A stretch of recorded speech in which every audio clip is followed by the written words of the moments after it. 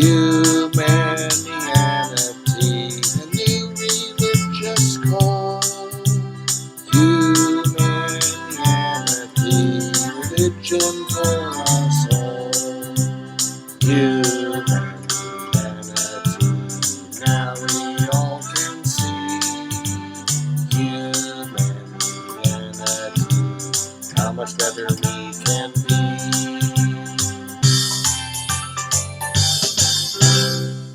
Hi, I'm Bill Van Fleet, and this is Humanianity Conversation number 86, recorded on November 25th, 2020.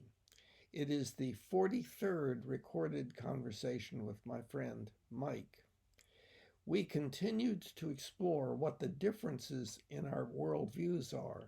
Much of the discussion had to do with what degree of confidence one could have in the belief that there are entities and events that actually exist, quote, outside of one's own subjective experience. We seemed to make progress except for our different concepts of, quote, truth, which we continued to explore and plan to continue working on next time. Yes, okay. Okay. Do you recall at all where we were? I don't think I do. Well, we have recently been concluding that you and I have two different worldviews. Um, and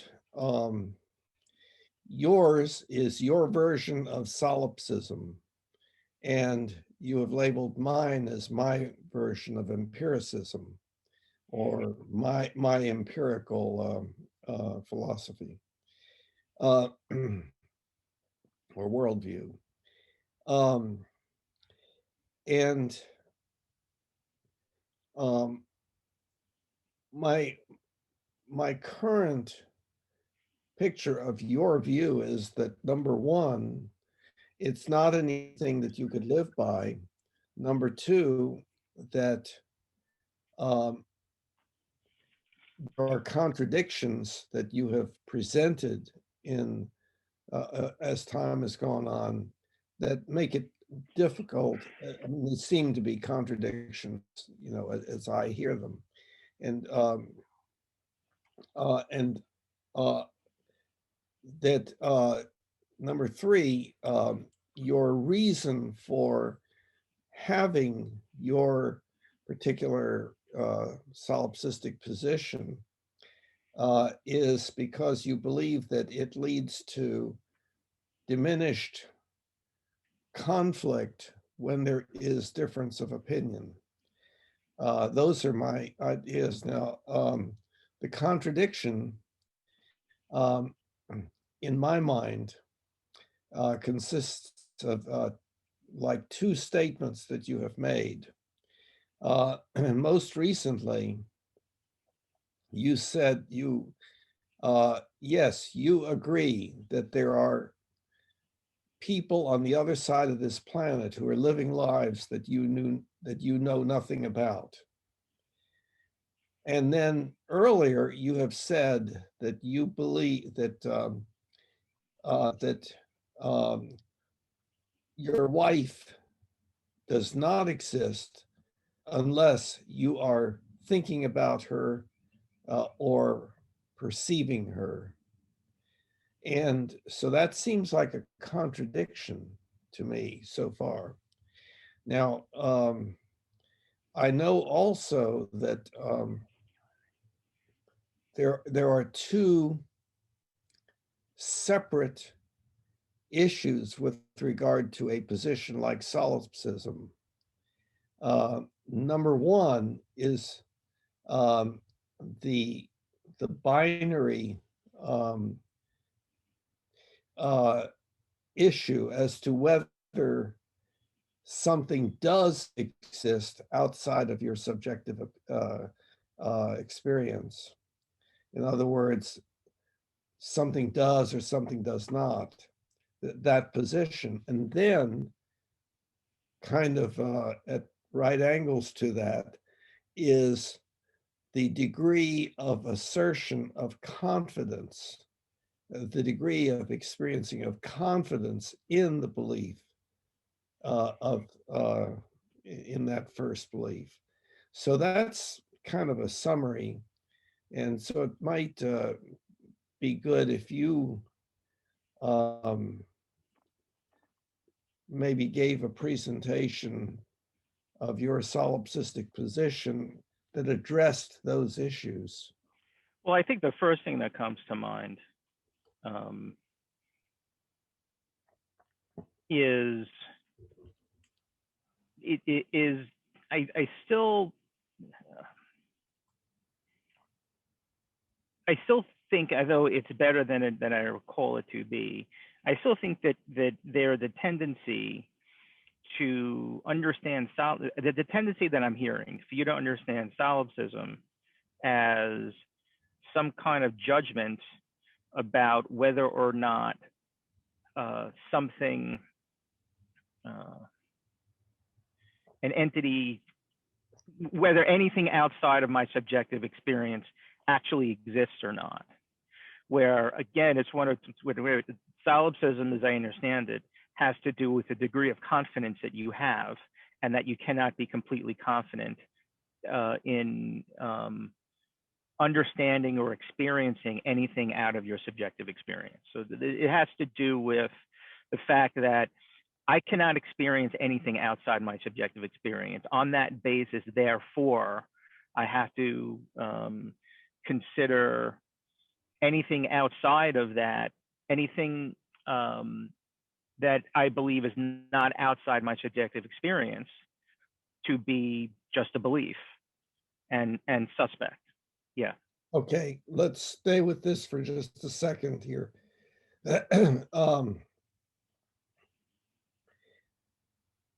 See, we're talking about beliefs, and which I would say are models that can be accurate or inaccurate, stuff like that. The issue of confidence that you're talking about is present in my worldview. In other words, I even my subjective experience that I am believing exists is up for question, because I could be having a lucid dream or an hallucination or a mirage, and so forth, or I could be delusional and so on. And so I don't, given any particular belief being considered, I think one can only have a certain degree of confidence in it. And although I know that many people say I have absolute confidence, I know for certain, for sure, that really that cannot be true. So it does not, in my mind, require a solipsistic position of some sort to arrive at the conclusion that you feel like is an important one that is provided by the solipsistic position. Well, I think that this is something I would have added to your initial presentation, where you talked about, your worldview and my worldview. I would have added to that presentation that the large degree to which our views overlap. And in fact, I've talked about this before. I mean, I would consider you a solipsist. The nature of your belief system is solipsistic in nature. I would say I think that you and I go to different degrees. I probably have a little bit more doubt than you do in certain ways. and it's and about things and what it means for something to exist, rather than you are. But I think the core, the core belief, the core, not the core, a core belief that you have regarding, and you've talked about it before, this idea of things behind the curtain, because that's solipsistic in nature. So I've mentioned it before, I would consider you to be solipsist, your worldview to be solipsistic in nature. Sure, go ahead. Yeah. Well, it seems now like you are equating solipsism with just the recognition of a certain amount of uncertainty with regard to any specific belief. That is not No, that. I didn't mean to do that. No, I didn't mean to do that, if that's the impression I gave. I think I think one area that your life view, that your worldview has, that's differing from solipsistic perspective, is this idea of your subjective experience, kind of doubting your subjective experience. I don't think it's a solipsist position would say that's the only thing you can be sure of. Even if you're hallucinating, even if you're having a lucid dream, the only thing you can be sure of is what you're experiencing while you're having that dream. Whether or not, and this is where it deviates a little bit from solipsism. So you would say, I think, as in that lucid dream, well, that those things don't really exist, because I know that the subjective experience that I'm experiencing right now, what I'm experiencing in my subjective experience, is just a lucid dream. And where I go a little bit further down the solipsistic path, and I say, well, wait a minute, there's nothing inherently different between a lucid dream and what's happening to us right now. And on that basis, I cannot confidently say that what I'm experiencing right now, my subjective experience, reflects anything with regards to its actual existence. Now, notice I said be sure about. I can't be sure. Doesn't mean it doesn't exist. It doesn't mean that it does not exist. It just means I can't know about it. It's you can only have you can have a belief about it, and that's a solipsistic position. So that's why I would say you and I kind of match up. Our foundation is solipsistic. It's just I take it to a differing degree than you do, and I think with regards to existence, and that contradiction between, do I believe that people around the world are existing, but I say if I'm not thinking about my wife, does she exist? Seeing that to be contradiction. Yeah, I don't see that to be contradiction. And it has to do with, and I've tried to think about how to explain this better. I don't really know how to do it yet, but it has to do with the idea that you cannot consider something without thinking about it. So the situation where I'm thinking about whether my wife exists when I'm not thinking about her is an impossible situation. I cannot consider whether my wife exists or not when I'm not thinking about her without thinking about her. That's kind of, whether I mentioned it's a nature, it's a tautology in a sense. And as a result of that, to even pose the question, does my wife exist when I'm not thinking about her? It's like a non sequitur. A non sequitur meaning an impossible question. The question doesn't even make sense in a certain sense. You know what I mean? No. I think I sort of understand, but it does not, quote, make sense to me.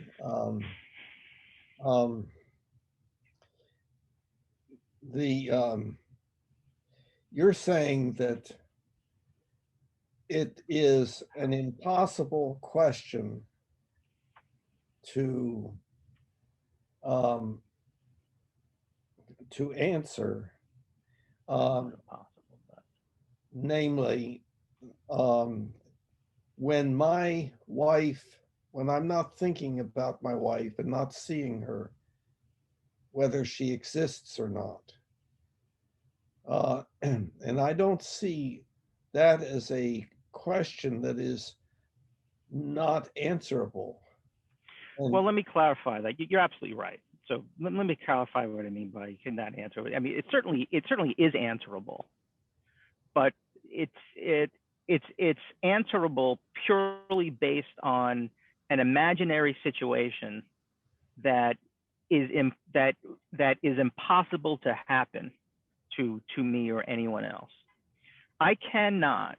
It is impossible for me to think about whether my wife exists when I'm not thinking about her without thinking about her. So I have to kind of imagine this impossible situation that cannot ever happen. And go ahead. well, I think there is a problem right here. Um, uh, it's a little bit hard to define, but it has to do with the question: um, Can I be wrong? Uh, and um, I believe that my beliefs can be wrong. Um, so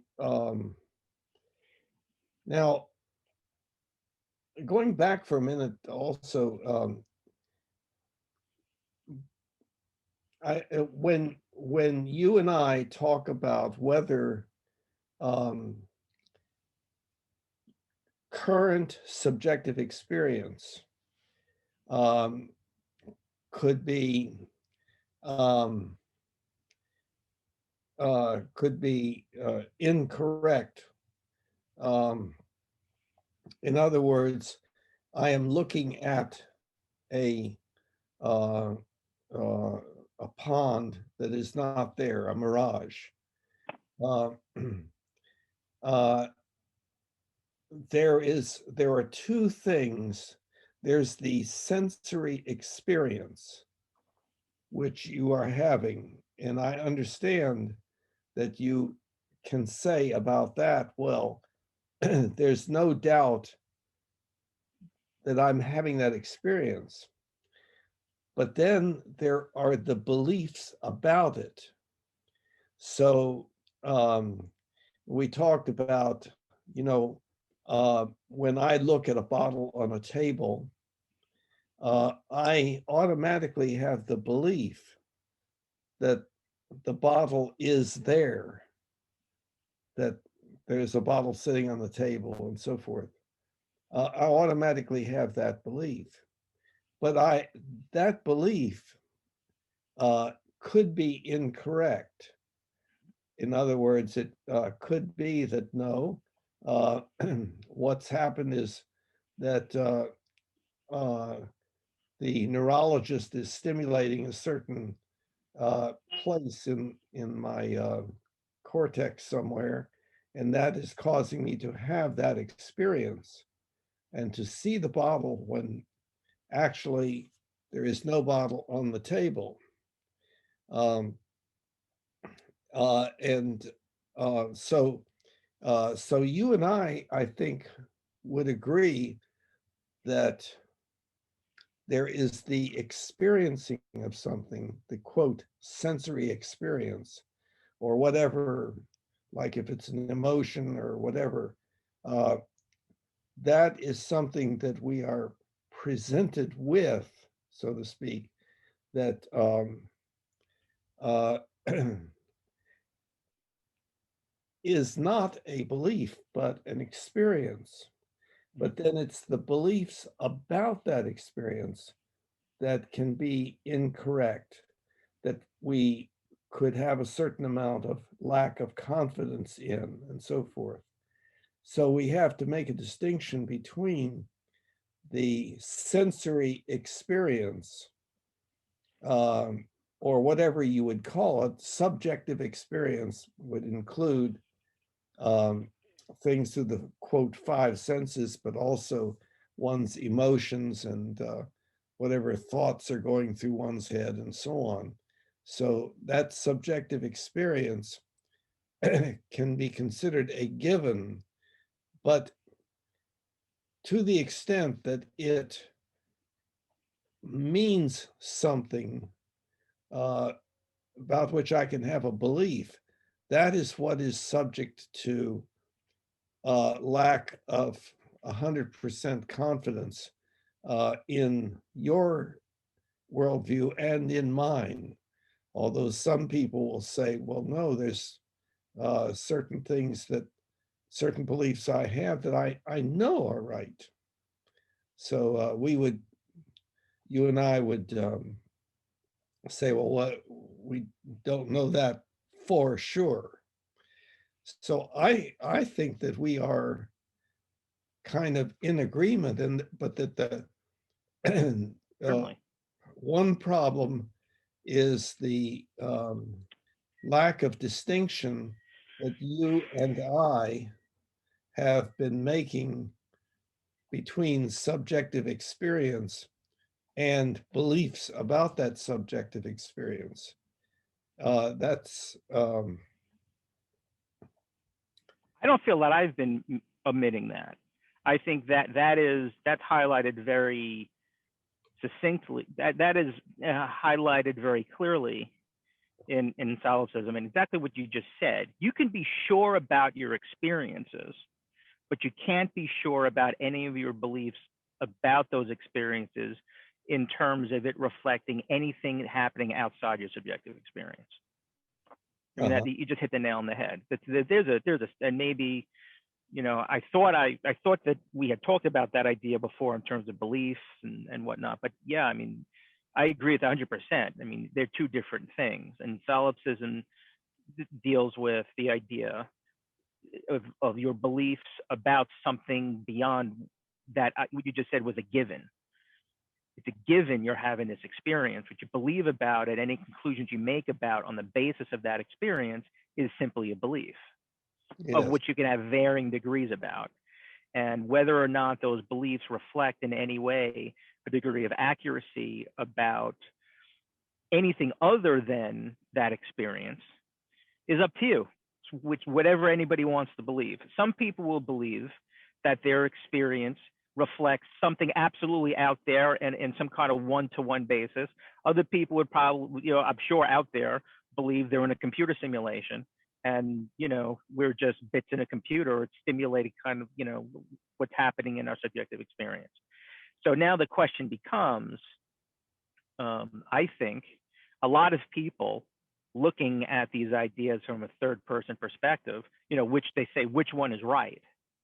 And I think that's what we've been talking about a lot. And one of the ways, the main way, I think, that people try to identify which one is right is by violating the basic tenets of our worldviews, which is they say, well, there's something exists outside of my subjective experience, your subjective experience, and my subjective experience. It's these three people, and we have to decide what's more accurate, what fits better experimentally or kind of whatnot. And that violates a solipsistic perspective. That violates our perspective because what we're saying is the only thing that I can be sure of, you can be sure of, and that person who's judging us can be sure of is that given is what they're experiencing, what they believe about what they're experiencing is just a belief. So I just wanted to say the conclusion therefore is, let me finish one thing. The conclusion therefore is you cannot know for sure who's right. Okay. You cannot know for sure. Have a confidence in. No, right. No meaning have a belief. Well, no, I think you can have a belief. You're absolutely right. Let's identify what I mean. You can't be sure, right? You cannot be strongly confident in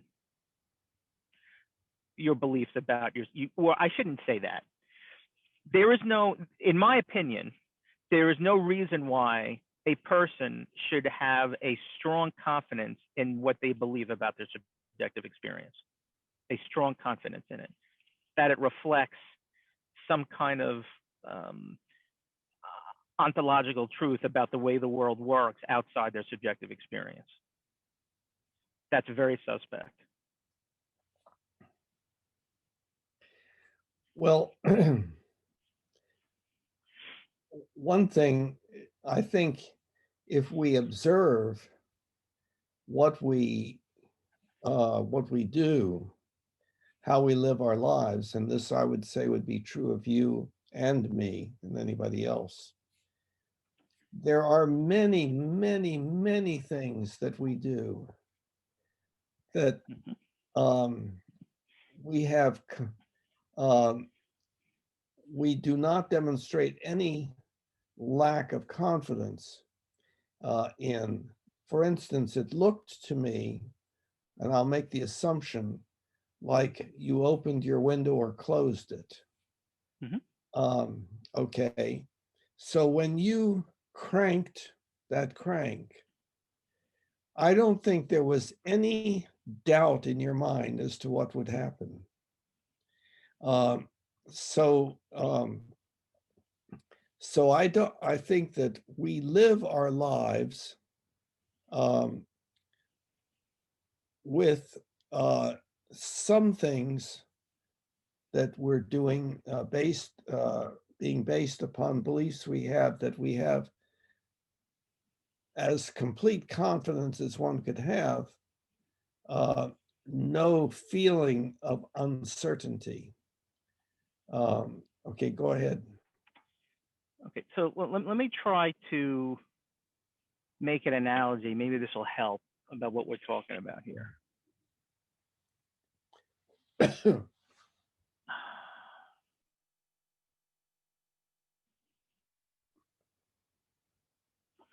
Well, let me not do that. I think a better way to describe this is to actually let's think about very carefully kind of what was happening in what you just said to describe that, well, I kind of guess you're rolling down the window. I think like me and like everyone else on the planet, there's an assumption that something, it's just a given. It's just as a function of habit that we make the assumption automatically, because it's all we've ever known, that what's happening in our subjective experience reflects something outside of it.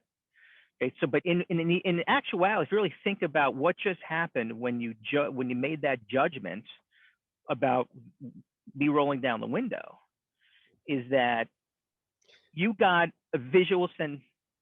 Are we talking about my making the guess that you rolled down the window? Okay, right. I'm not talking about that. I was saying, I was not talking about my belief that you were rolling down the window. I was talking about your experience that you automatically cranked that crank. Right. Because, well, it's the same thing. Because of the belief that doing so would lead to the window either being open or closed, whichever it was that you were doing. But that's an even easier thing than actually, if I could use myself as an example. So there's kind of an automatic assumption that you're making, or that I'm making, or anyone else making, when I reach out my hand to roll down the window. There's a belief that there's something outside my subjective experience. But in reality, I would claim what's actually happening is that I am experiencing a sense of warmth in my subjective experience. And I have a belief that, let me use the word belief. I have a belief about my subjective experience that if I roll down the window, my subjective experience will change and I will feel cooler. Now, that is, I think, the most accurate way of describing what happens when we take action, When we take action, we're trying to intentionally change what we are experiencing in our subjective experience. And whether or not, again, whether or not my rolling down the window reflects some kind of entity outside of my subjective experience that is the window, or is actually, a bits in a computer program, by some alien, both could very well be true. There's no difference from my point of view in terms of those two different explanations for me rolling down the window. Go ahead. I think that there was kind of a shift in what we were talking about when you were talking. All that I was talking about was that we have beliefs. Oh, I see. That we are so confident of that we would say that we don't have any doubt, and that we operate according to those all the time. Sure.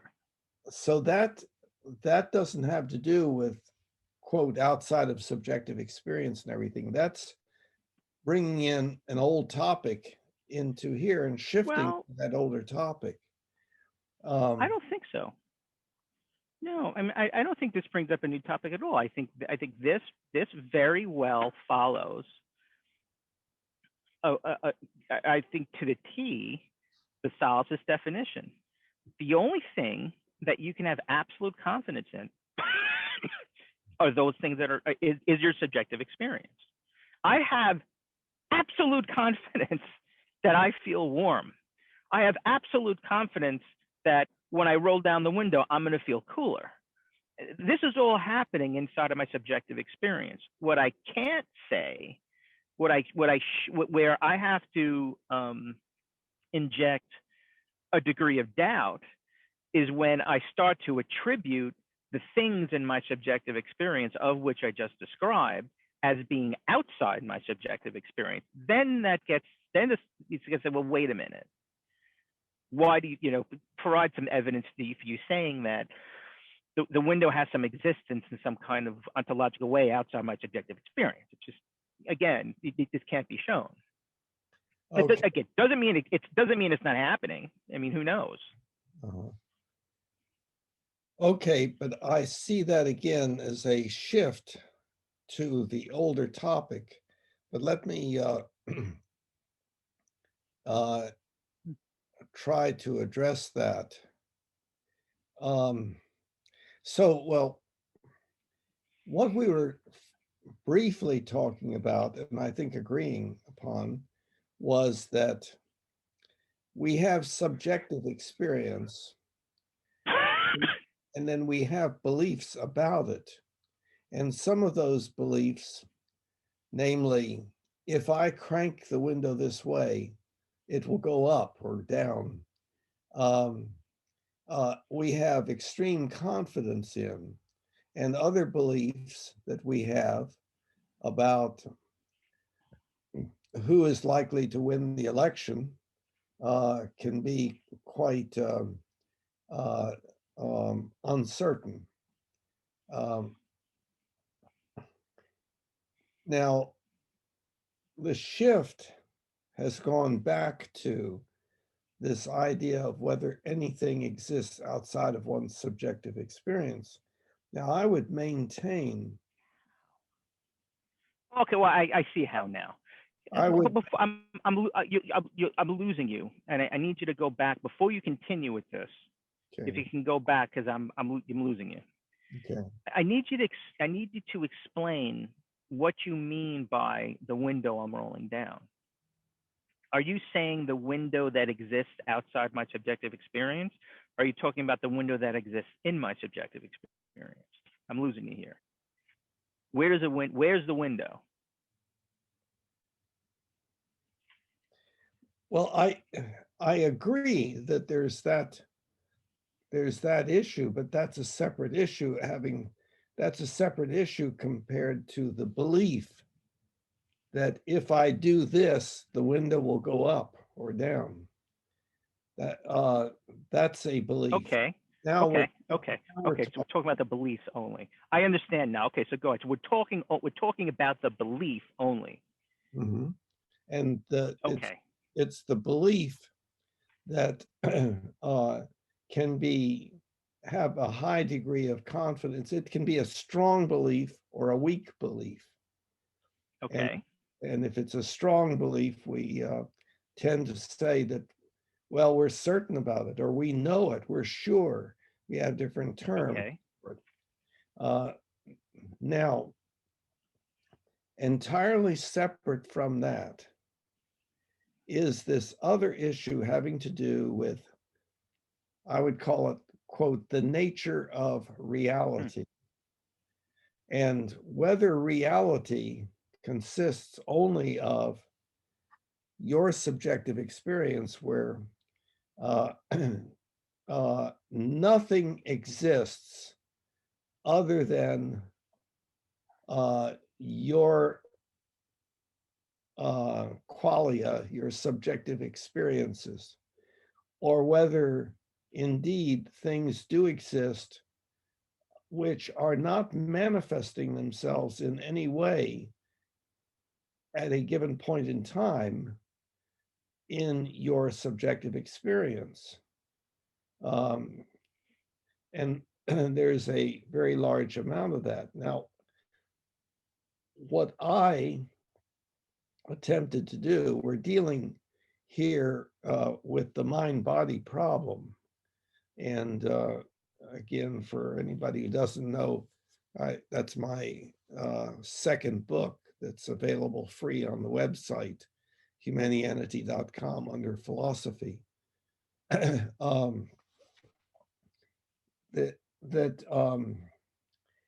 There's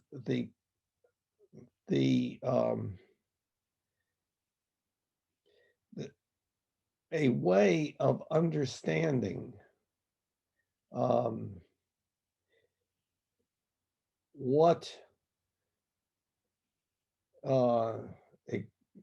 what living or experiencing or whatever term you would use is all about. And what I developed in that book was a way of conceptualizing it that I think is most internally consistent and accurate, and is a better presentation of the mind-body problem than most any that you would find otherwise, I would say. But I may be biased. I'm not confident of that. And that is that the best way of understanding all of that is by using the concept of the model. And the model, a model is anything that can be used to predict something about that which is being modeled. And so I take a particular situation and use it to demonstrate what I'm talking about. And that is a situation which we would put into a cartoon, like you and I would be looking at this cartoon. And in the cartoon, you have two people looking at an object. Okay. In cartoons, they put balloons over the heads of people to indicate either what they're saying or what they're thinking or something about what's going on, quote, in their mind. Okay, so what we see is two people looking at something, let's say a bottle on a table or a house or whatever it might be. We, looking at this cartoon, would notice that there were three objects of that sort. There was one on the table, and then one in each of the two balloons. And uh, the the assumption that we are making these days is consistent with the findings of science and everything, that what is happening is something like that light bounces off of the bottle on the table and is now changed in the form of light waves that are coming out toward the individuals. And those light waves go into the eyes of those two individuals from a different perspective. And they get converted into neurological impulses and some kind of activation within the brain that somehow, yet to be defined, is associated with the conscious experience. So what we would observe is that the bottle in each of the two balloons is different from each other because they're looking at it from a different perspective. So what is in the mind of the individuals is not the bottle, but is just a particular model of it. And so then, since in order for either of those individuals to, quote, experience the bottle, there has to be some change in all respects between the bottle and the model of it or the experience of it in that individual's mind. So therefore, what is in that individual's mind is not reality, but is a model of reality, which can be accurate or inaccurate. Yes. Okay. So I think there's a whole lot of assumptions you're making in that scenario. Yes. One of which, yeah. So, okay. So I won't point out what they are since you already I'm sure you know what they are. Since we are acknowledging these assumptions, I'm not saying there's not value, and that way of modeling and understanding human experience and reality is not valuable and is not even accurate from a certain point of view. But what I will add to that is that we have to acknowledge that that model works only given those assumptions. Yes, and we have talked about this in the past. This way of conceptualizing or modeling is something that cannot be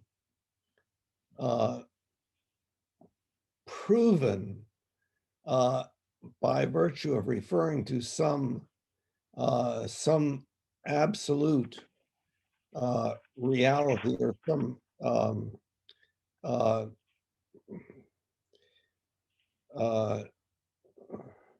something that we're accepting axiomatically, because then let me clarify that. wait, we can't show that it's anything outside subjective experience. Because go ahead. Because that axiom, then one could ask, well, who says? Demonstrate that.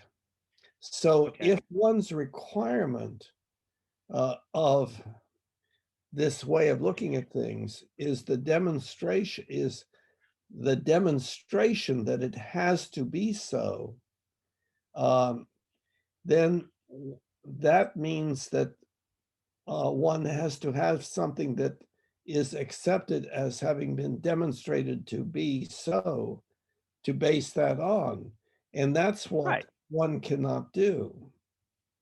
Exactly. And now this now naturally leads to solipsism. This is the whole foundation of solipsism. This is what Descartes did. I don't know if he'd be considered coining the word. I don't think he coined the word solipsism, but his view is certainly solipsistic. There is an infinite regress when you try to take an empiricist point of view of human experience.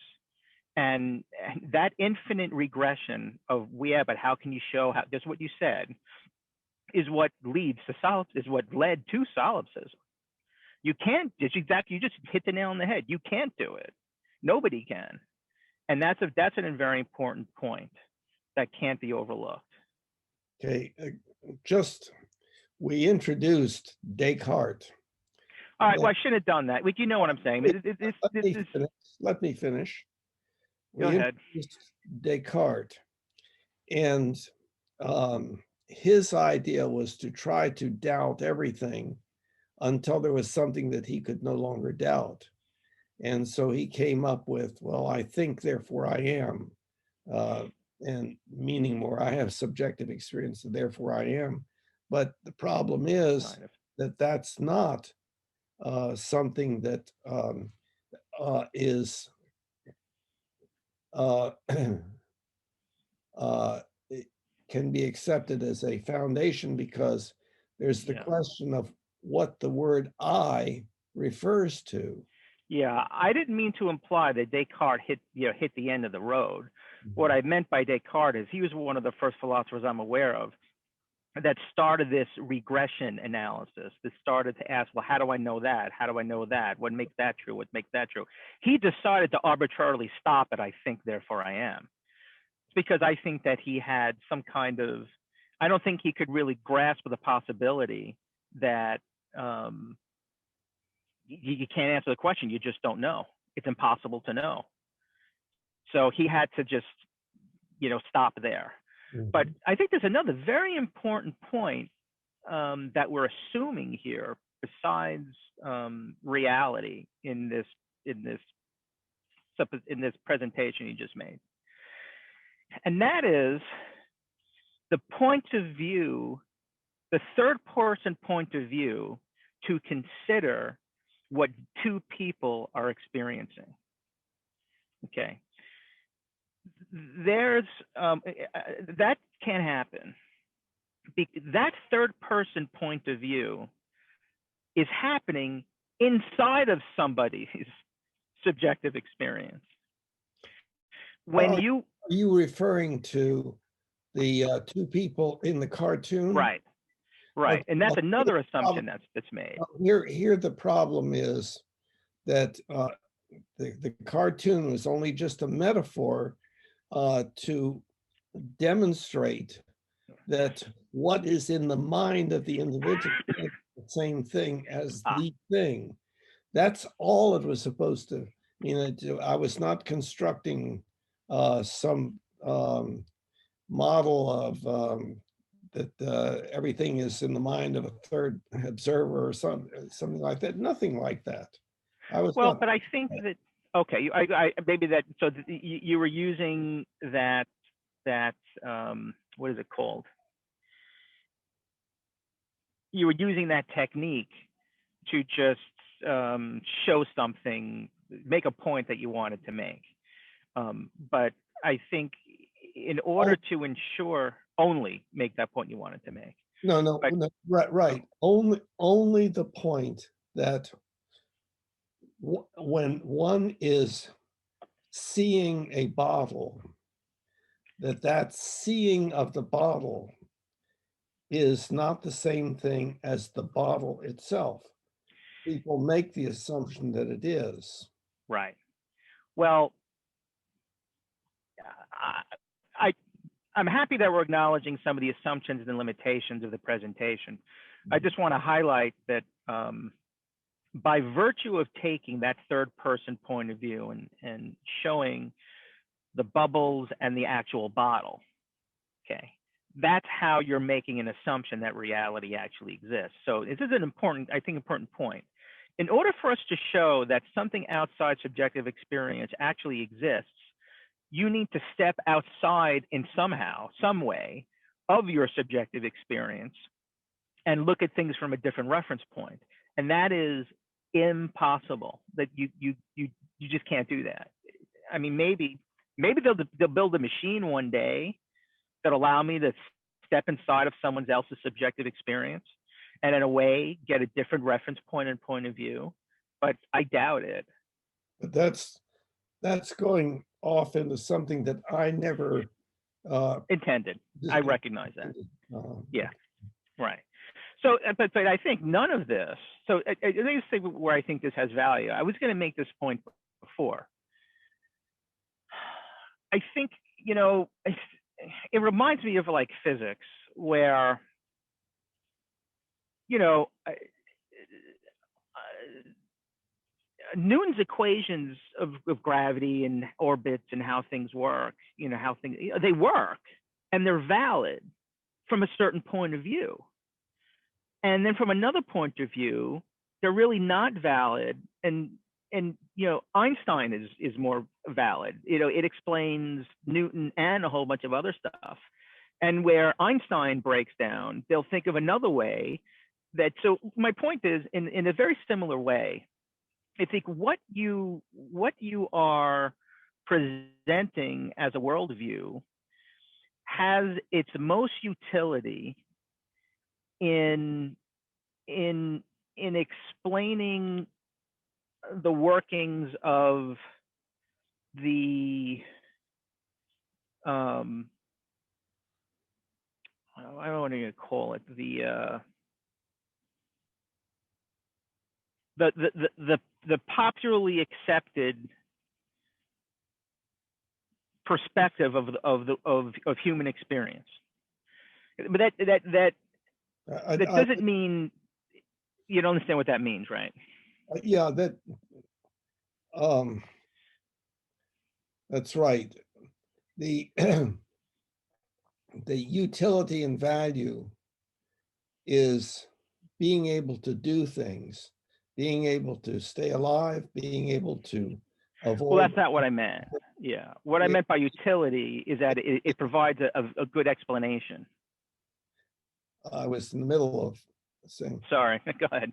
Being able to avoid pain, suffering, disability, and early death, being able to accomplish things that we are glad that we can accomplish.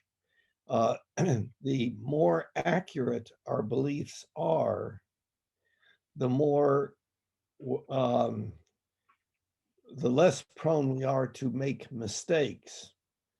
And mistakes are things that we do where we predicted that something that we wanted was going to result, only to find out that something else resulted, which the odds would be, therefore, it would be less desirable. It could be more desirable, but yeah, but it's our ability to do things, and that's not just humans. We don't have to talk about beliefs that are verbalized. The chimpanzee that is swinging from one branch to another believes that the branch is right there and that moving the arm will place the hand in just the right position to grab hold of the branch. And if that belief is inaccurate, the chimpanzee falls.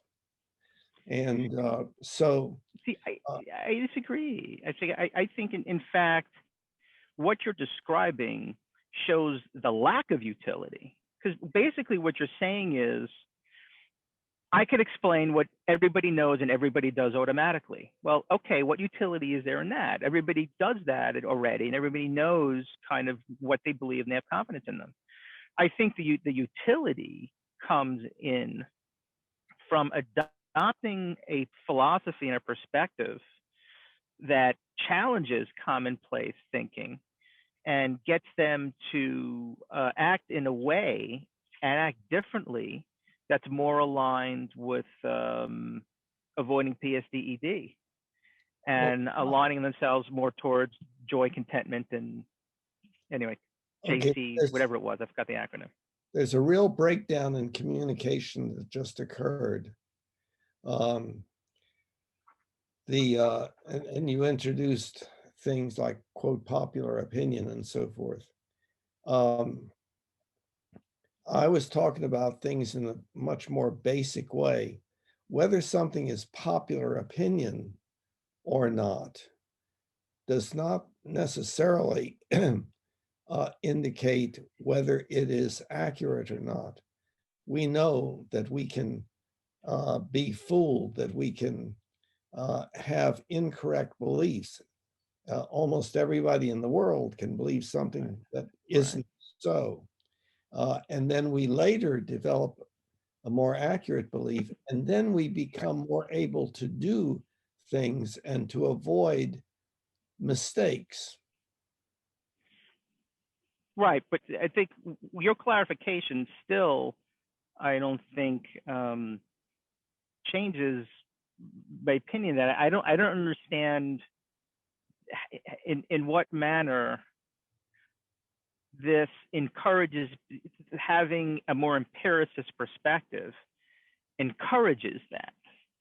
I mean, I think it's just the opposite. I think the empiricist perspective encourages people, like I've said before, to be very ingrained in their beliefs, to think there is a right, there is something, there is a right or wrong, there is something I need to strive for that's kind of independent of, let me say it, that's independent of my subjective experience.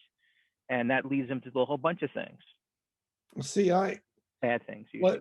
What has happened here is this word has been brought into the discussion, empiricist, and that can mean various things. If we're going to use that, we need to actually I meant that by please, as a stand-in for your worldview. Let me try to finish my thought if I can. Go ahead. I'm getting antsy because it's 5:30. I always do this. I'm sorry. Can you go past 5:30?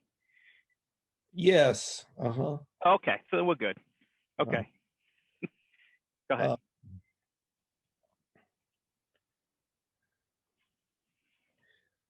So you're bringing in the word empiricist. That is a very ambiguous, cloudy kind of concept. It is a label for what you consider to be my orientation, but the label just makes my orientation fuzzy. So what word would you want me to use? Let's get, I've never really asked you. I mean, what word can I use to refer to your worldview? Bill's worldview. Okay. One of the Bill's worldview, that's a good one. Okay. Yeah, but then one would have to know what it was. Now, what you're asking is, okay, there's this list of worldviews that are on record or are in a dictionary or a philosophy text. They each have their labels. Now, tell me where you fit in to that. But the problem is that's not going to really work. And so I would not label myself as a fill in the blank ist.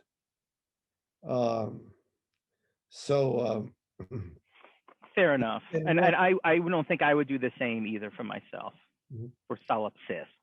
Yeah. And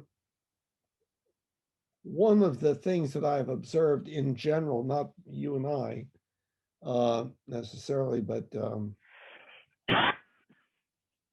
sorry, there's a tendency when there's difference of opinion for one person to assign a label to the other person's viewpoint and essentially be saying, oh, well, you're one of those. Now, those are up here on the shelf, uh, as opposed to these that are over here on the shelf. So you're one of those, not one of these. And the implication in that is that, well, people already think that, and it's been demonstrated that that can't be true. So it goes on the shelf. And it's just all of these various worldviews that nobody has demonstrated uh, um, include something that is the correct view. So it discounts the person's uh, presentation. Oh, well, you're a such and such ist, and okay, well, yeah, we've heard of those before, and so we'll just put you on the shelf along with all the others. And Absolutely. And the reason I use empiricist and solipsist. Let's start with solipsist, because I think that's the ideas that mostly characterize my point of view. I use the word empiricist for you simply because I can't think of any other word. But I'll use Bill's point of view, your point of view, your worldview moving forward. yeah, And I think that's a fair point. And I've mentioned that before. I mean, you know, a philosophy professor would hear me say I'm a solipsist and probably give me an F, because, you know, he would say your ideas are, you know, in a certain way solipsistic, but it's not solipsism. So I agree. So we're just putting ourselves into buckets. But I think my point remains. I think your worldview provides an explanation for things that already are happening that people do automatically, which is valuable. But I think it does less to encourage people to think differently and act differently than my worldview. and I think the opposite. Well, I won't say compared to your worldview. I understand that what you're saying is sort of like, well, you can't be certain about anything, so your opinion is as good as mine, and so we might as well not fight about it, or something like that. That's an oversimplification. Right. Okay. But and it's the postmodern one. And a while back in our discussions, I think you readily said that you had the postmodern view. And Sure, it's postmodern in nature. yeah, and I consider the postmodern view to be a deterioration somewhat from a better way of looking at things. But that has to do, again, postmodern, what does it mean? I'm referring to something very specific. I'm talking about people saying, well, what's true for you just is not true for me, maybe. And so there's no absolute truth. So, if we have different beliefs, then whatever you believe is true for you, whatever I believe is true for me. And so that's all that can be said. And that's the problem there. That's where it goes wrong, is that that's not all that can be said. One can say, oh, well, if we have different beliefs about this, and they're really different, it's not just a problem with word usage, misunderstanding, then one of us is correct and the other incorrect, or vice versa, or we are both incorrect and we both have uh, the possibility of coming to a more accurate belief about this. And so what that implies is that, well, two things. One is that there ought to be continuous discussion until the problem is resolved, however long that may take. Considering time management, one has other things to do also. Um, and that in pursuing that, one makes use of what we humans have been able to accomplish called rationality. And that my definition of that, as I'm using it right now, is consistency where possible with the rules of logic and the rules of evidence. And so those rules help us to avoid making mistakes, help us to have increasingly accurate beliefs. And by virtue of that, we now have things like Zoom, and we have our cell phones and so forth. And we also have vaccinations, and we also can alter our genetic code, and we can also go to the moon and so forth. So that's rationality, yes. I agree with everything you're saying. I think that the area where I disagree with, and I would if I would have to pin you also as something, I would pin you as a postmodernist. I think that the way you are attributing something to postmodernism, and you said, I grant that I know you did say in the way I understand it, and I'm trying to use to make a certain point, but postmodernism does not necessarily mean that we have differing ideas and there's no absolute truth. Therefore, we don't speak about anything. Therefore, we don't argue. Therefore, we don't defend and try to come to agreement. I don't think it means that at all.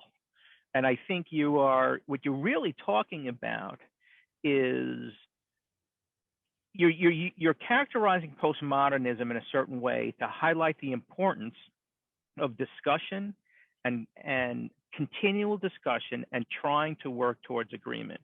I don't think postmodernism rejects. I don't think being a postmodernist automatically assumes that's not on the table.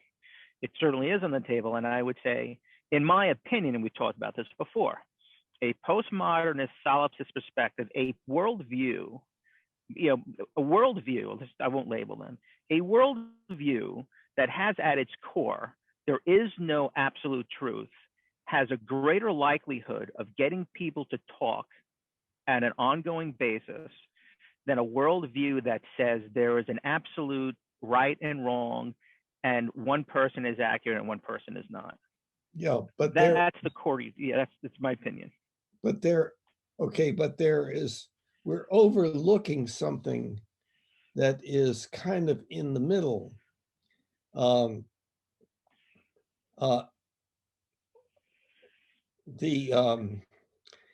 Charles Sanders Peirce defined truth as that opinion for which all opinion would tend if it tended indefinitely toward fixity. And that the idea there is that a curve approaching an asymptote, where it gets closer and closer to the asymptote but never gets there. And the asymptote, that straight line, is truth, but one can never say that one gets there. That's sort of what he was talking about. We have, it sounds like from your presentation, like there is a binary choice between, yes, there is an absolute truth, and no, there's just your opinion and my opinion. to be sure, there is absolute truth would be that which one believed was so, that happened to be so. And but the alternative is that our beliefs are only progressively, hopefully, accurate beliefs about reality. Yeah. So let me take that for a minute. So the biggest reason why I believe the way I believe is because I believe it's most accurate. And in that person's definition of truth was still this idea that I'm open to believing in if somebody can kind of show me some kind of argument where it's it's believable for me. He still has this idea of of of of truth in a way that is defined outside of someone's subjective experience, and on the basis of that, I without backing that up, without backing that idea up with something other than, well, we're just going to assume there's some truth outside subjective experience that we can get asymptotically close to. I just can't take that for granted. In my belief, based on how my mind, how I work, and what I believe, and why I believe things, and my value system, that's something I just can't take on face value. What would you take as an alternative? That that's why it's solipsistic point of view. I would take as an alternative is truth is localized, independent to each individual, and you cannot be sure of, you can't call anything truth outside of your subjective experience. Okay, and which I've talked about before. So a way that people have of referring to that is that there's your truth and there's my truth. Correct. Yeah. I would say that's not even, and there's nothing else. And see, I would say that is a that is a regression from a valuable a valuable worldview that we have achieved, and that is that there is a reality that we can only have models of, and the models can only be accurate to a greater or lesser extent, but Right. that it is important that they be accurate. And so the position that a postmodernist takes, as I understand it, is, well, there's your opinion and there's my opinion. So what is true for you is what you believe. What is true for me is what I believe. True for X. That is the breakdown that occurs. True for X, where truth is supposed to be independent of X. Go ahead. Well, I mean, you just hit the nail on the head. I mean, that's my objection. My objection is just implicitly embedded with your description was the idea of truth independent of X. Or say it again, I'm so willing and probably even want to believe that.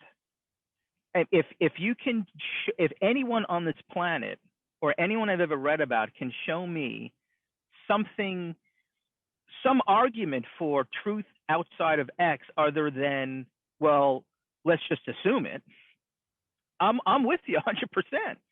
But there just is none.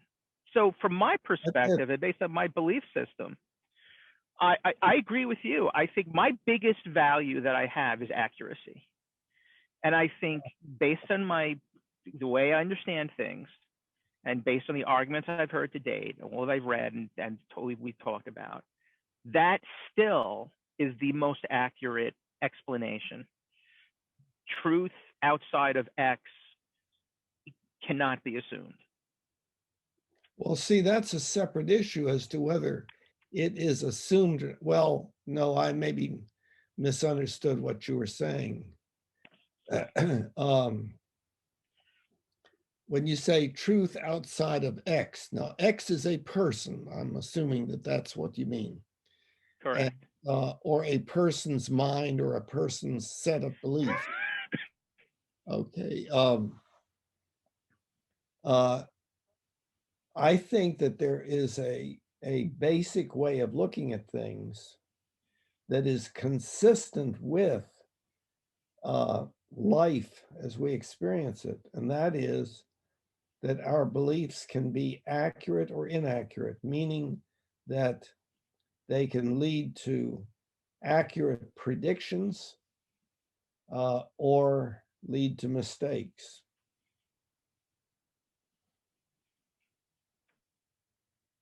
Do you agree? Oh, yeah. And we've talked about this. Well, we've talked about, yes, I certainly agree with that. But we've also talked about, once again, that in no way describes anything outside of, that doesn't imply truth outside of X. We've talked about that before. You can't assume something in an argument and then use that argument to prove the thing you're assuming or show the thing you're assuming. You're assuming truth outside of X exists. Well, we're talking, and therefore we could be accurate or inaccurate. We're talking. We're talking about that it is possible to be less accurate or more accurate in our beliefs, and that it makes a difference to have accurate beliefs. That that the more we have inaccurate beliefs, the more mistakes we make, and the probability goes up of us suffering from it. Okay, so which do you think? I mean, maybe you really think. I mean, I believe that based on the arguments and the evidence that I know about, the most accurate, based on those metrics and the most accurate belief system is truth outside of X may or may not exist. You don't know. Well, when we say truth outside of X, are we saying that X could be wrong? I'm saying that there is a truth independent of anyone's subjective experience on the planet or whoever lived, ever, outside of this period, outside of subjective experience. There is a truth outside of X. There is a truth. Yes. And it is independent of any of X's beliefs about it. Any of X's beliefs anywhere, anyone. Right. Outside, okay. It's outside of subjective experience. Okay. Well, it seems to me that you have just suddenly right now come into full agreement with me. Yet I find that hard to imagine that you would say that you had. Oh, no. I mean, what I'm saying is, I'm asking you a question. I mean, do you think the arguments and the evidence at hand that you're aware of can lead you to make a statement that the most accurate belief system is one where truth outside of X exists? I guess you do then.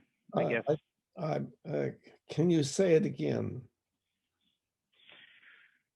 Well, if we were to look at all the arguments and all the evidence that we have regarding whether or not truth exists, some truth exists outside of our subjective experience.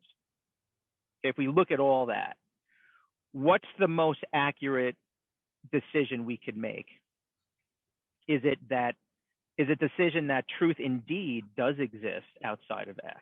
Truth, there is a truth independent, something exists, or is it the other, or is it the opposite of that? Okay, I think I perceive the problem here.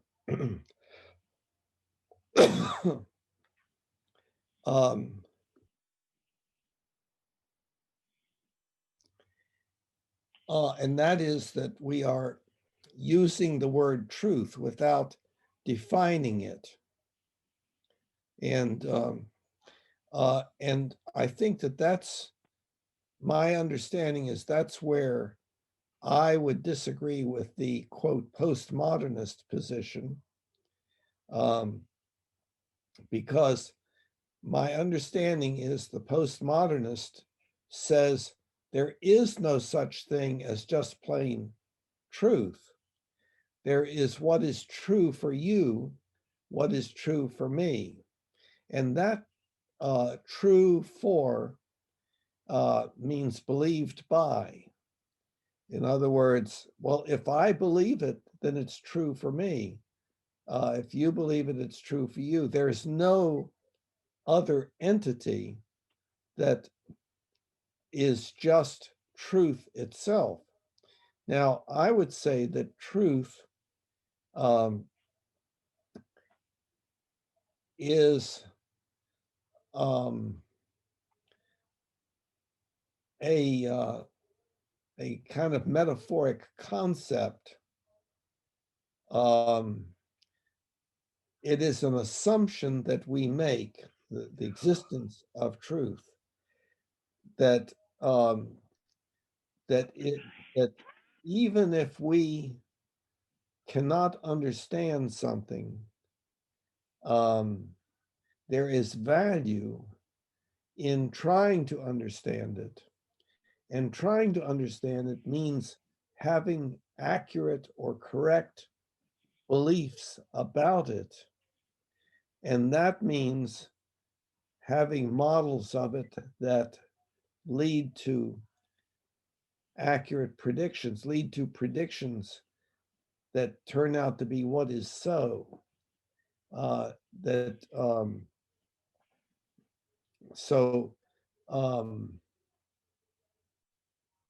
ahead. All right, so let me, so I think, so let me take that. Let me say, I guess, let me just hit the nail. What I think is, let's hit the nail on the head. Okay. I don't think that anyone can come up. I would challenge you, come up with a definition of truth that does not involve a belief. Well, I agree. And then I don't think you can. Wait. Okay, so then now I think this is. Wait. Okay. I agree with that. That what we're talking about, the reason for the word truth has to do with the idea that our beliefs can be accurate or not. So I disagree. That's not what it's about. Okay, what do you think it's about? And it's not about whether true. It's not about whether those beliefs are accurate or not. It's about how much confidence I have in those beliefs that they are accurate. That's entirely separate, because I can be very confident and still be wrong. How? How? Yeah, please give me an example. I can believe that the use of masks actually increases the spread of the coronavirus. How is that wrong? Well, Let's if take it. How is that wrong? that the people who believe that and therefore avoid using masks have a higher rate of infection and die more at a higher rate. I don't accept that data at all. That has absolutely nothing to do with it, because in fact, COVID is a plague that has been brought upon by God on the basis of these people on this planet being decrepit and evil. And in fact, if you really looked at the data the way it really was, instead of the way these news agencies kind of want to spin the data, you would find that the people who get COVID are immoral people, and that's why they get them. And of course, my best bet is that what you just said, you don't actually believe. You believe. No, of course. I don't believe that. Okay. I'm making a point here, obviously. Okay. So if you actually believed that, that would be making a mistake. And a troubling one. According to who? Well, according to who? According to the people who are dying from your behavior of refusing to wear. No, it's according to your beliefs. I'm doing something wrong, and maybe a lot of other people's beliefs, not according to mine. I'm using this to make a point. Right. And at the point, I agree with you that people can have all sorts of beliefs that are contradictory to each other. But I am saying that some beliefs are more accurate than others, and that having as accurate beliefs as possible in those areas where it makes a difference with regard to quality of life is very important. I think you're confusing accuracy with what you happen to value. And I think what you're really saying is, I value something. Therefore, I'm going to consider accuracy how well an outcome matches to what I value. But Okay. it's still your value, and it's still what you believe. Okay. Now, what this is getting to now is the values that we're talking about are ethical values, like what we should do and what we should not do, and why. Well, I don't mean values in that sense. I mean what I. Wait. Bill, that's not what I mean. Okay, but let me. You're going down. Let me try to. Go ahead. So that kind of wiped it out. Let's see if I can get it back. No,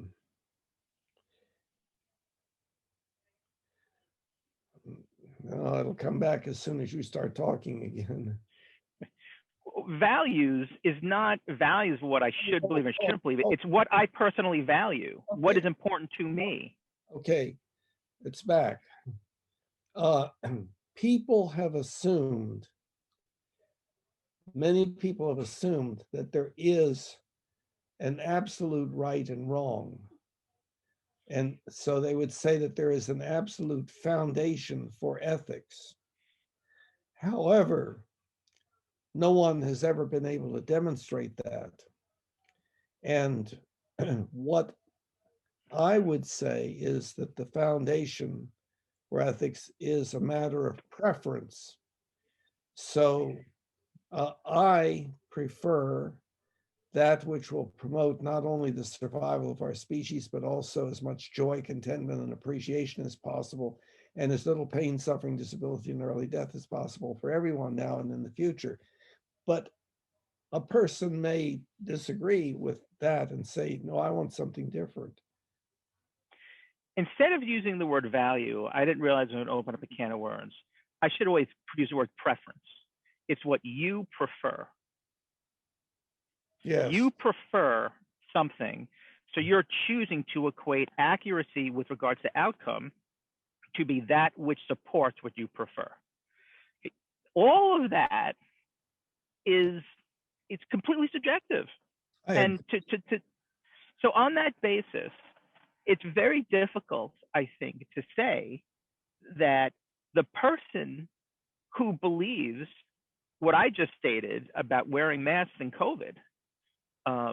Maybe for that person, you know, the evildoers of the world should be killed, and this plague is a good thing.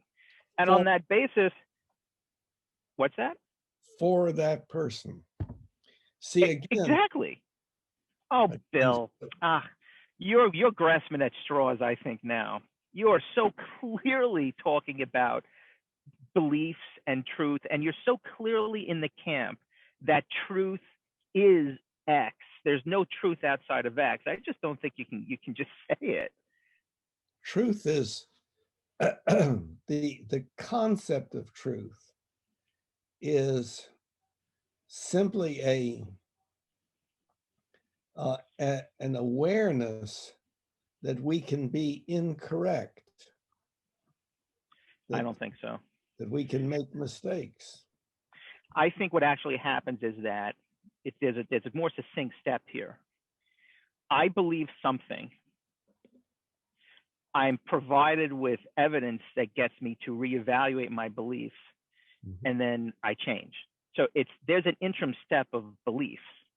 You could have somebody that they believe X. They have a data point that one person, they get an experience with one person causes them to flip to a different belief, and another person doesn't change their beliefs at all. That's right.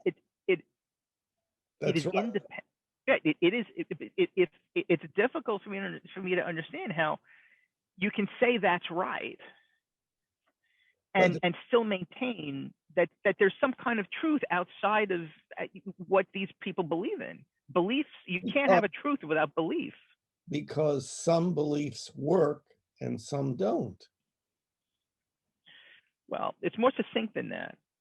Some beliefs support a certain outcome, maybe, that certain people think are more valuable. And on the basis of that, those people take a moral high ground and state that what I believe is the truth and you are wrong. There is nothing outside of belief that makes one preference in the outcome kind of like superior to another. It's personal preference.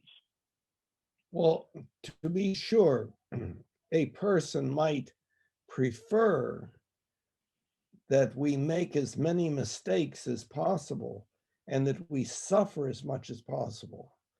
I can't imagine a person doing that, but maybe some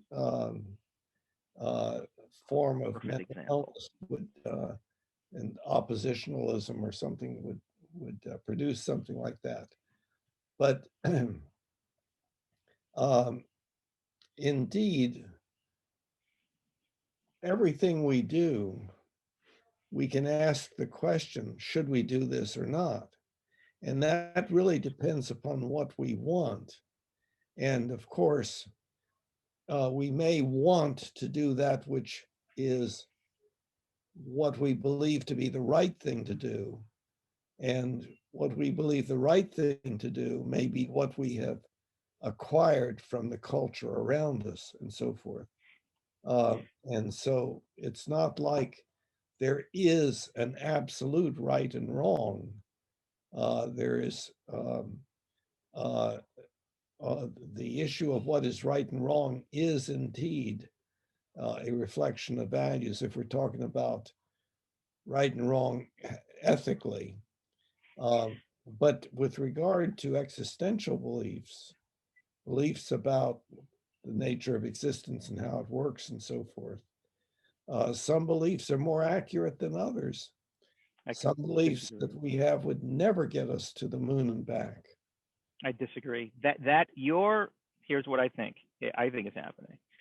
I think you have a preference towards believing in something that can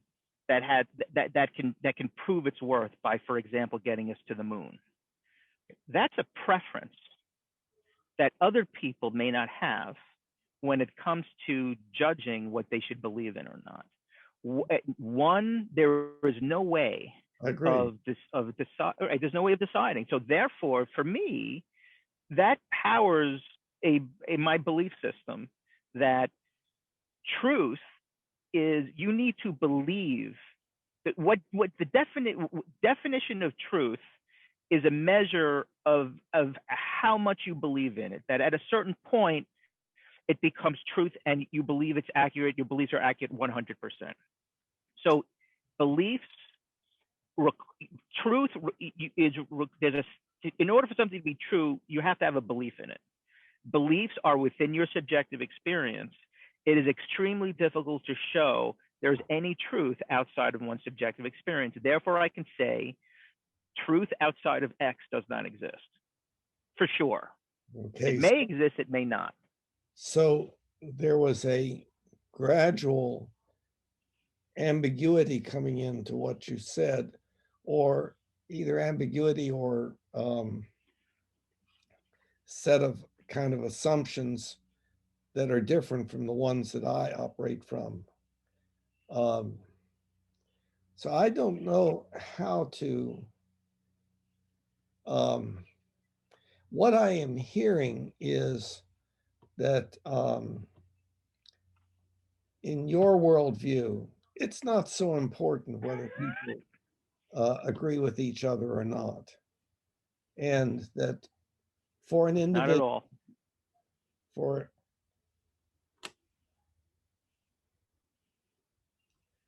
no, I don't agree with that statement. It's not so important. I think, again, I think there's a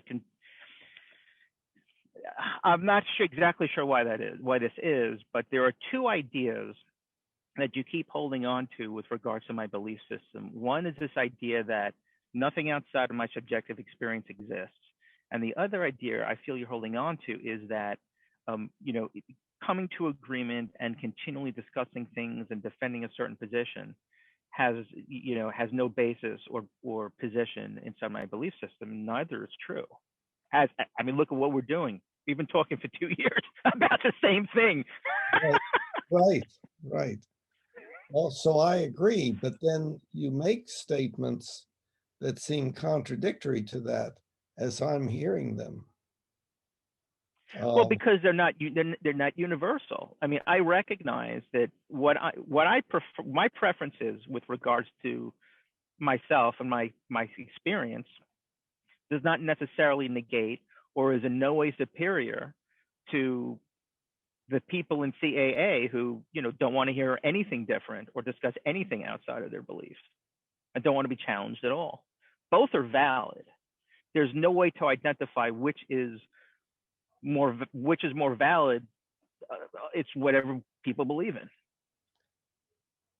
Okay, there's a question, a difference between valid and value or valuable. I said,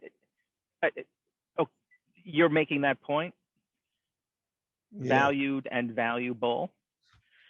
Well, that's No. Valid and valuable. I don't think so. Okay. Well, it doesn't necessarily have to be. Okay. So right now there's, I'm not following exactly where the conversation went.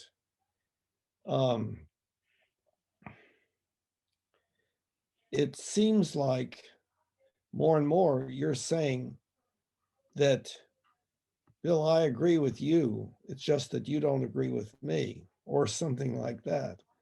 No, I think that like I said before, I said this a long time ago.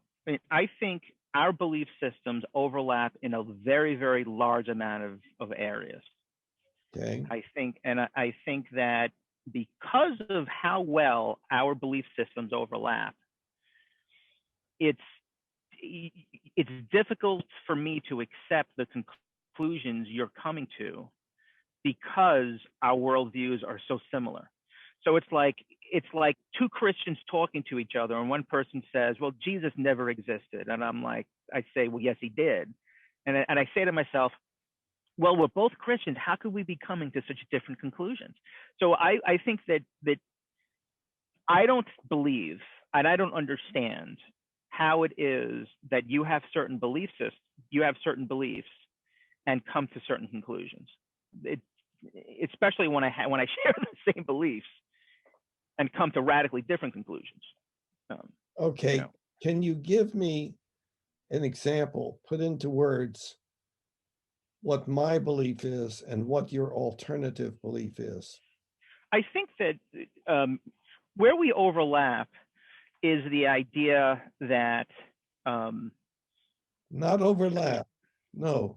Well, let me talk. Can I start with the areas where we overlap first, or do you just want me to get to the differences? I would like for you to state a sentence that you believe I would make that you disagree with. There is a truth independent of someone's belief that you could be accurate or inaccurate against. Okay.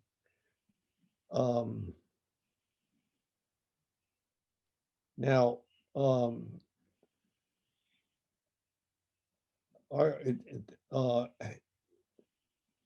what is the meaning that you are using for the word truth? Not mine, but yours. Well, that was funny because in my sentence, I was trying to use what I think you mean by truth, your definition of truth. Yes. So let me. So what I understand you mean by truth is that I know this might sound kind of crazy when I kind of say it, but I get the sense that you believe there is the existence. Let me see. Give me some time because I need to form it as I go. I need to be very accurate here. There are entities outside of anyone's subjective experience, and there are rules outside of anyone's subjective experience and situations outside of anyone's subjective experience that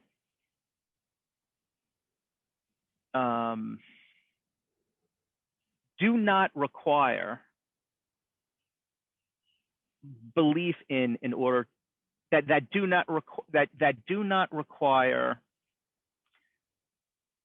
someone's belief in order for that person to be confident in it. So you believe there are entities outside of. Do you need to repeat it? Okay, go ahead. No, when you said rules outside of subjective experience, I'm not. That's not. There are entities. I should have just stuck with entities then. Well, there are entities outside of anyone's subjective experience, such that belief is not required for somebody to state that entity, for someone to believe in that entity's existence. Let me write that down. That's pretty good. Okay, and say it again. That's... There are entities that exist outside of anyone's subjective experience that do not require a person to believe, that do not require belief, that do not require a person to believe in. Let me just form this sentence again. That do not require a person to believe in, right, in order for that person to be confident that said entity exists. So there are entities that exist outside of anyone's subjective experience that do not require a person to believe in order for that person to be confident that said entity exists. That's what I think you believe truth to be. That there is. Well, that's how I would describe it. I would not be able to agree with that sentence at all. Um, um, it breaks down about 2/3 of the way through the sentence, I think. All right, so let me try to refine it. But wait. There are entities outside of a person's subjective experience. Okay, there are things happening on the other side of the sun or the other side of the planet or next door in the house next door, um, uh, that I do not have any belief about, do not consider myself to quote know. Okay, now let's progress. Tell me the sentence again, start it again. So I refined it and it's better now. You'll be able to understand it better. There are entities that exist outside of anyone's subjective experience. On that basis, a person does not need to believe that those entities exist in order for that person to be confident that said entities do indeed exist. That there, you can have this, that truth, the idea of truth is independent of your belief.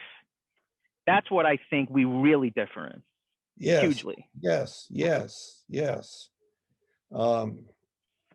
Because I define truth as that which is so independent of anybody's beliefs about it. That's right. And when I say is so, meaning that if one did develop a belief about it, the beliefs would be of a particular sort on the basis of which one would be able to predict accurately. You know. Okay, so I would say, here's what I say. The existence of entities outside of anyone's subjective experience is unsure. A person therefore needs belief that those entities exist in order for that person to be confident that the said entities do indeed exist.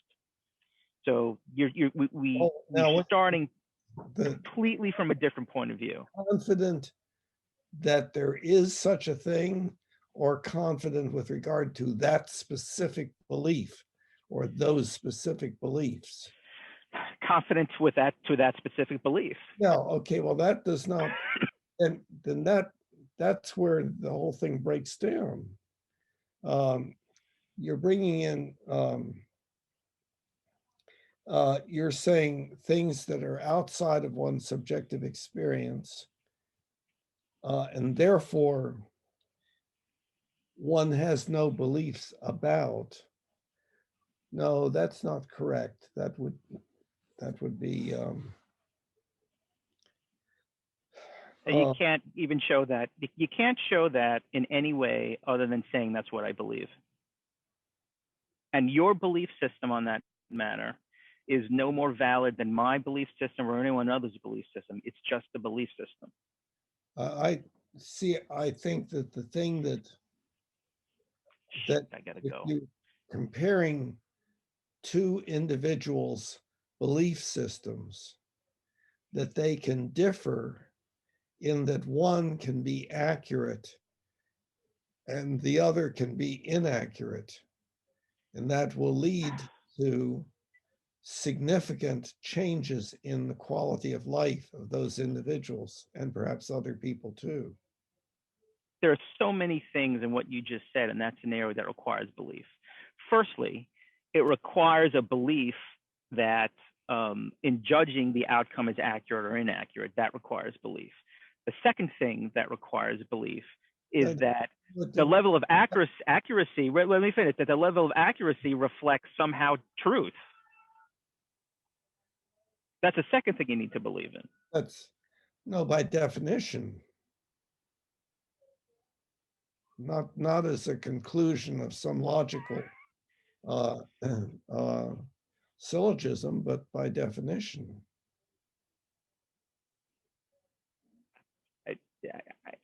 In my opinion, I really think you're grasping at straws now.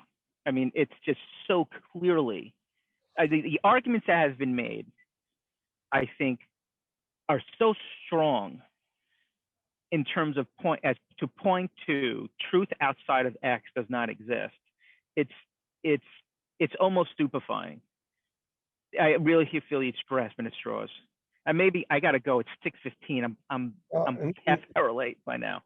And So I would maybe say, we should, and I would yeah, say the same thing. I think sure. somehow, to me, it seems like you're grasping at straws. So this apparently is, we've gotten rid of a lot of our disagreements, and maybe we can move on about the Like, solipsism and empiricism kind of thing. But well, you know what? Yeah, I mean, I think that see, I think truth I is think, right now yes, exactly. that is the topic that that Agreed. we have difficulty with, and so That's what I was just gonna say. so we mean different things by the word truth. Well, I think even to put it more succinctly, you and I clearly have very similar worldviews. And it would be interesting for us to examine how it is, based on that we have similar worldviews, that we can come to such different conclusions as regards to truth. That's an interesting point to examine. Yes. And enjoy your week. Thank I'll you. speak to you later. Right. Thanks, Bill. Bye-bye. Bye-bye. Humanity, now we all can see. Humanity, how much better we can be.